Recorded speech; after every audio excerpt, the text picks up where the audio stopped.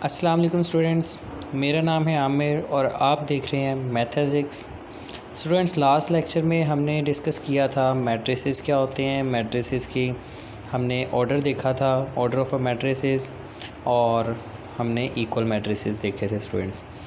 Okay, next हमारे पास students matrices की types आ जाती हैं, और इसको जानने के लिए आपको सबसे पहले मैट्रिक्स का पता होना चाहिए क्या चीज़ है, मैट्रिक्स क्या है, और उसके ऑर्डर ऑफ अ मैट्रिक्स और इक्वल मैट्रिसेस, ये सारी चीज़ें आपको पता होना चाहिए।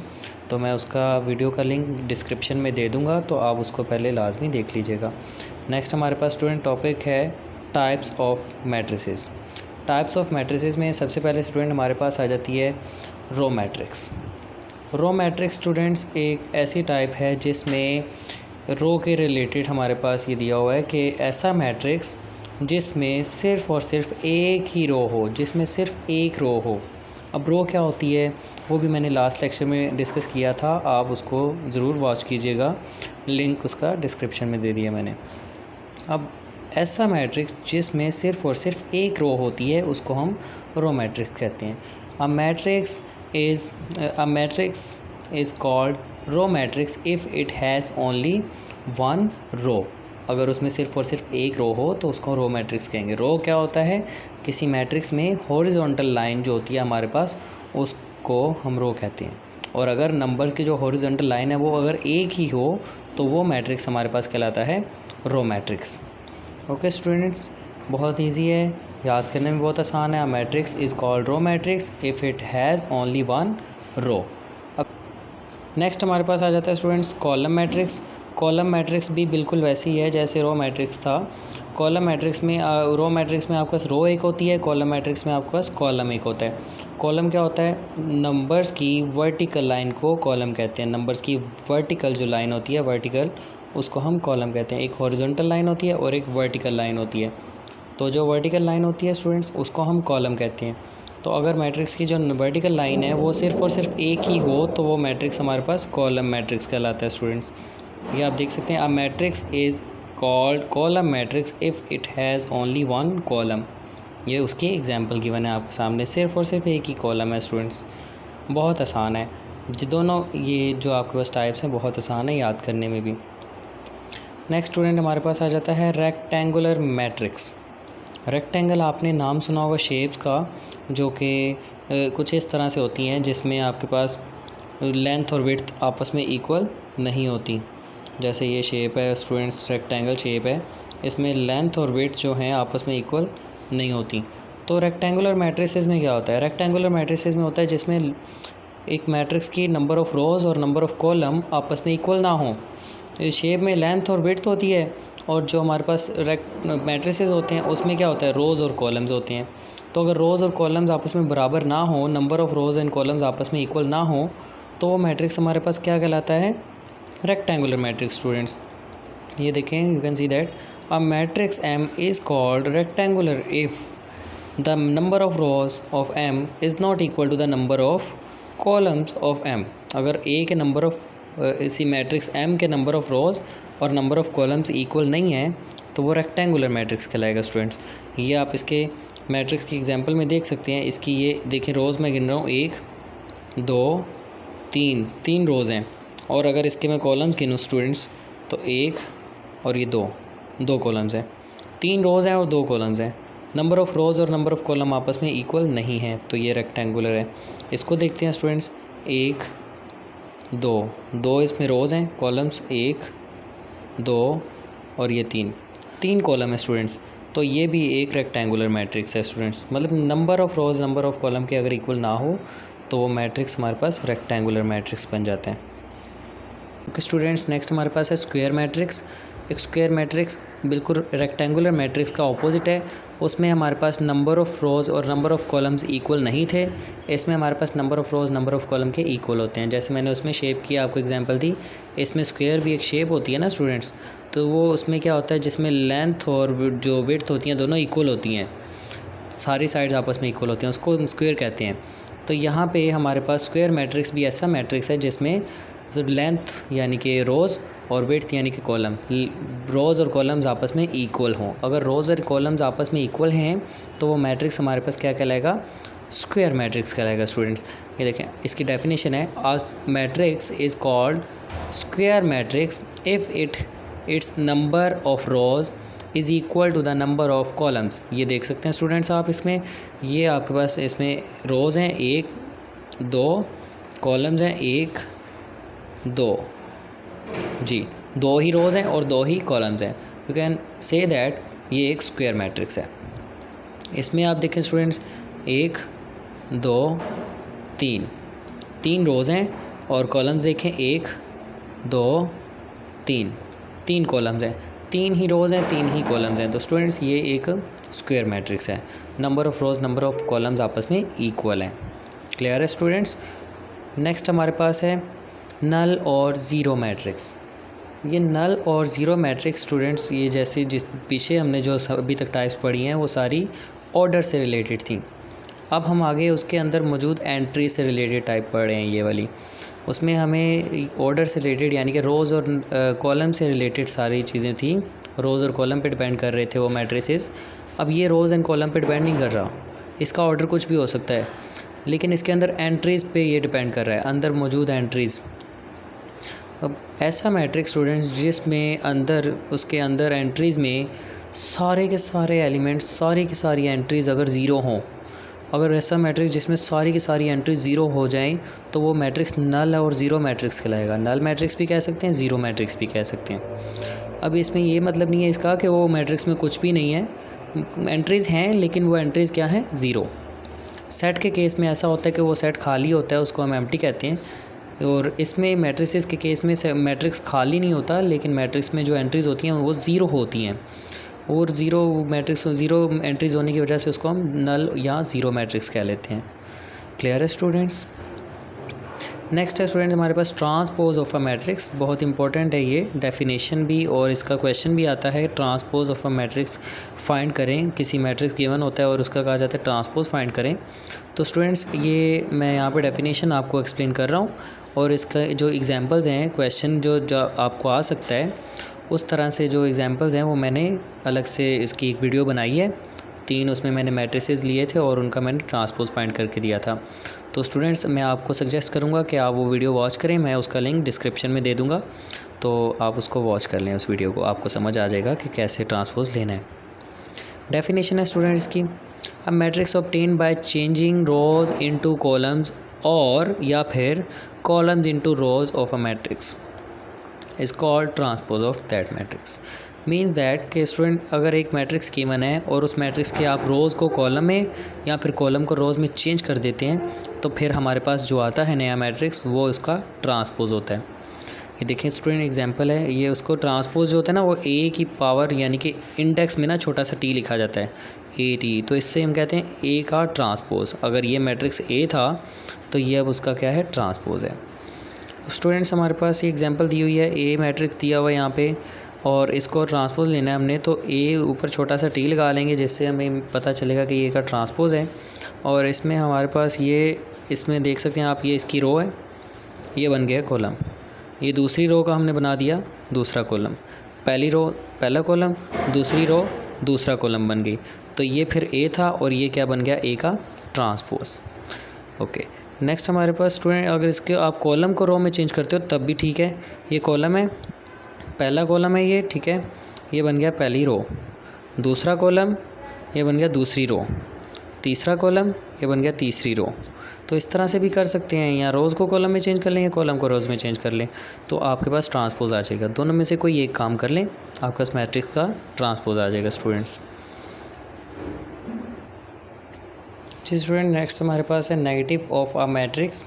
नेगेटिव ऑफ अ मैट्रिक्स क्या होता है, नेगेटिव ऑफ अ मैट्रिक्स जैसे ट्रांसपोज में आप रोज़ को कॉलम में चेंज कर देते हैं, नेगेटिव ऑफ अ मैट्रिक्स में स्टूडेंट्स हम किसी मैट्रिक्स को क्या कर देते हैं, उसके एंट्रीज़ के साइन चेंज कर देते हैं। ये देखें students, let A be a matrix then its negative, उसका नेगेटिव फिर क्या होगा, अगर एक मैट्रिक्स ए है तो उसका नेगेटिव क्या होगा, -a, उसकी ये डिनोट करते हैं -a से।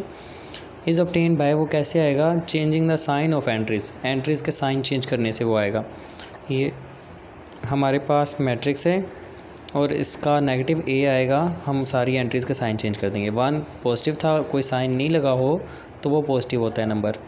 1 पॉजिटिव था, -1 हो गया। पॉजिटिव 3 था, -3 हो गया। -2 था, पॉजिटिव 2 हो गया। और पॉजिटिव 4 था, -4 हो गया। इस तरह से हम किसी भी मैट्रिक्स का नेगेटिव फाइंड कर सकते हैं उसकी एंट्रीज़ के साइन चेंज करके। नेक्स्ट स्टूडेंट्स हमारे पास है सिमेट्रिक मैट्रिक्स। सिमेट्रिक मैट्रिक्स ऐसा मैट्रिक्स होता है जिसमें एक मैट्रिक्स है, फॉर एग्जांपल उसका अगर हम ट्रांसपोज लें तो वो वापस वही मैट्रिक्स बन जाए, उसमें कोई फ़र्क ना पड़े। कोई मैट्रिक्स और उसका जो ट्रांसपोज है दोनों को देखें तो सेम ही लगे, फ़र्क ही ना नज़र आए, तो उनको हम कहेंगे ये मैट्रिक्स सिमेट्रिक है। ये देखें स्टूडेंट्स, स्क्वायर मैट्रिक्स, और ये शर्त है कि वो मैट्रिक्स जो है सिमेट्रिक तब होगा जब पहले वो क्या हो, स्क्वायर हो। स्क्वायर मैट्रिक्स ही सिमेट्रिक मैट्रिक्स होगा। इसमें हमारे पास एक मैट्रिक्स है, फॉर एग्जांपल अगर a square matrix is symmetric if it is equal to its transpose. A square matrix is symmetric if it is equal to its transpose. अगर एक matrix है square और वो सिमेट्रिक है तो उसका वो जो होगा अपने ट्रांसपोज के इक्वल होगा। फॉर एग्जांपल एक मैट्रिक्स ए है, देखें एग्जांपल देखें इसकी, एक मैट्रिक्स ए है और वो सिमेट्रिक कहला रहा है। कब वो कहलाएगा सिमेट्रिक, अगर वो ए जो है वो ए के ट्रांसपोज के इक्वल होगा।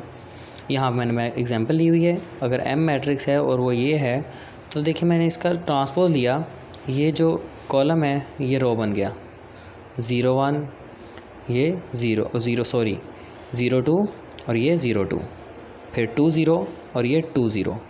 रोज़ को कॉलम में या कॉलम को रो में चेंज करने से भी आपको नज़र आ रहा है ये दोनों सेम है, कोई फ़र्क है ही नहीं इन दोनों में। यू कैन से दैट कि m is equal to m transpose, thus m क्या होगा, सिमेट्रिक होगा स्टूडेंट्स। बिल्कुल इसी तरह स्टूडेंट्स अगर एक मैट्रिक्स का ट्रांसपोज लेने से उसका नेगेटिव मैट्रिक्स बन जाए, हम ट्रांसपोज ले रहे हैं लेकिन वो बन क्या गया, उसका नेगेटिव मैट्रिक्स बन गया, तो हम कहेंगे कि ये क्या है, इस मैट्रिक्स स्क्यू सिमेट्रिक मैट्रिक है। जैसे वो भी स्क्वायर मैट्रिक्स होना चाहिए, स्क्यू सिमेट्रिक मैट्रिक्स होने के लिए भी उसको स्क्वायर मैट्रिक्स होना चाहिए। तो देखते हैं इसको, a square matrix A is said to be skew symmetric if A transpose equal to -a। कैसे, ये कैसे पॉसिबल है, देखें स्टूडेंट्स, ए मैट्रिक्स दिया हुआ है हमें 0 2 -2 0, ठीक है, इसका हमने लिया ट्रांसपोज, तो हमारे पास ट्रांसपोज लेके क्या आ जाता है, ये देखें ये रो थी, ये बन गई कॉलम, रो में 0 -2 था, कॉलम में 0 -2 आ गया, और फिर ये दूसरी रो 2 0 और ये आ गया 2 0, तो पहले रो में 2 0 था, कॉलम में 2 0 आ गया, इट्स मीन के ये आ गया ट्रांसपोज। अब हम देख रहे हैं ट्रांसपोज को कि जो ट्रांसपोज था उसमें हमने माइनस अगर बाहर निकाल लिया कॉमन, माइनस कॉमन लेने से यू नो कि आपके पास एंट्रीज़ के साइन चेंज हो जाते हैं।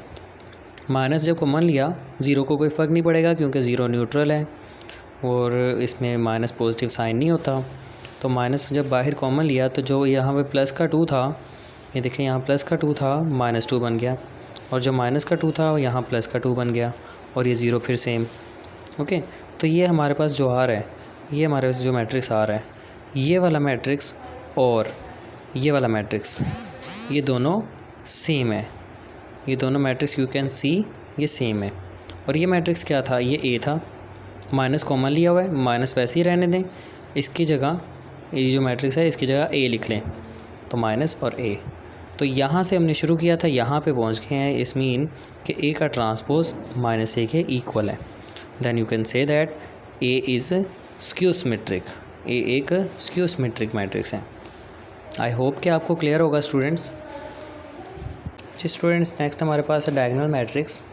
डायगोनल, स्केलर और आइडेंटिटी ये तीनों एक सिमिलर हैं, एक एक छोटी छोटी कंडीशन का फ़र्क है इनमें, तो इनको ध्यान से देखिएगा स्टूडेंट्स, फ़र्क इनमें जो है वो माइनर सही है, तो इसको ध्यान से देखिएगा। सबसे पहले हमारे पास है diagonal matrix. A square matrix A is called diagonal matrix if at least any one of the entries of its diagonal is not 0 and non-diagonal entries are 0। Students पहले डायगोनल का आपको पता होना चाहिए, डायगोनल क्या होती है।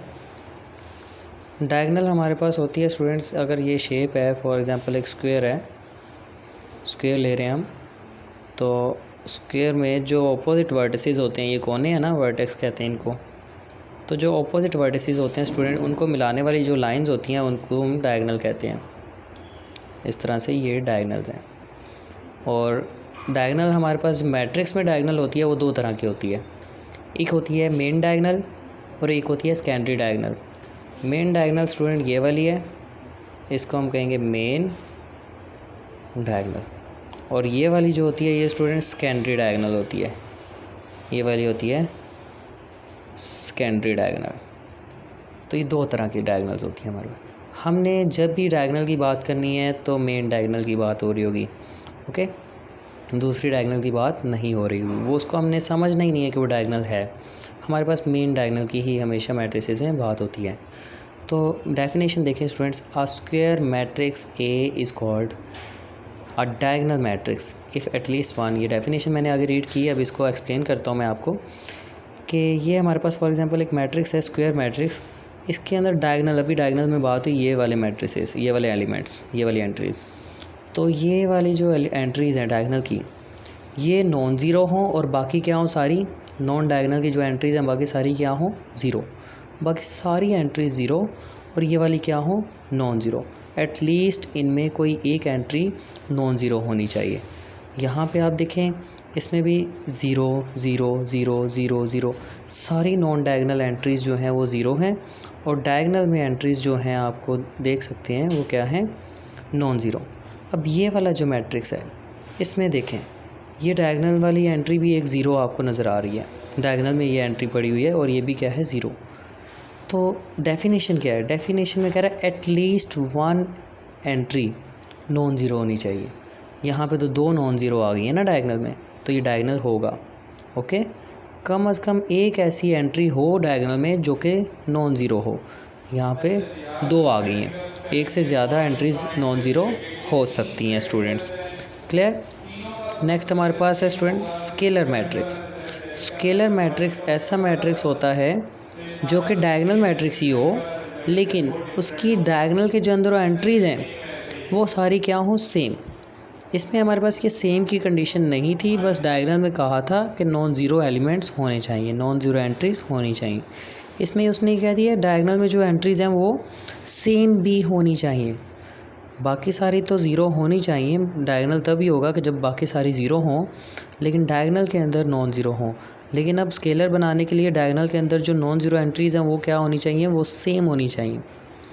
डायगोनल मैट्रिक्स, वो डायगोनल मैट्रिक्स ऐसा matrix diagonal is called scalar matrix if all the diagonal entries are same and non zero. Diagonal entries क्या हों, सेम हो और नॉन ज़ीरो हों, जैसे इसमें 5 5, इसमें 2 2 2, ठीक है। तो ये स्टूडेंट्स डायगोनल मैट्रिक्सेस हैं। नेक्स्ट हमारे पास आ जाता है identity matrix. Students identity matrix ऐसा मैट्रिक्स होता है जो कि एक डायगोनल मैट्रिक्स ही होता है और वो स्केलर भी होता है, डायगोनल भी होता है और स्केलर भी होता है। तो ऐसा मैट्रिक्स जिसमें हमारे पास क्या हो कि सारी डायगोनल की जो एंट्रीज़ हैं, डायगोनल की सारी एंट्रीज़ वन हो। आइडेंटिटी का मतलब क्या होता है, वन होता है ना आइडेंटिटी का मतलब। तो ऐसी एंट्रीज़ जो सारी डायगोनल में जितनी भी एंट्रीज़ हैं वो सारी क्या हों, वो वन हो। इसमें हमारे पास ये कंडीशन नहीं थी कि डायगोनल में क्या नंबर हो, इसमें ये था डायगोनल में सेम नंबर्स हों। लेकिन इसमें ये कह रहे हैं डायगोनल में जो सेम नंबर हैं वो सारे क्या होने चाहिए, वन।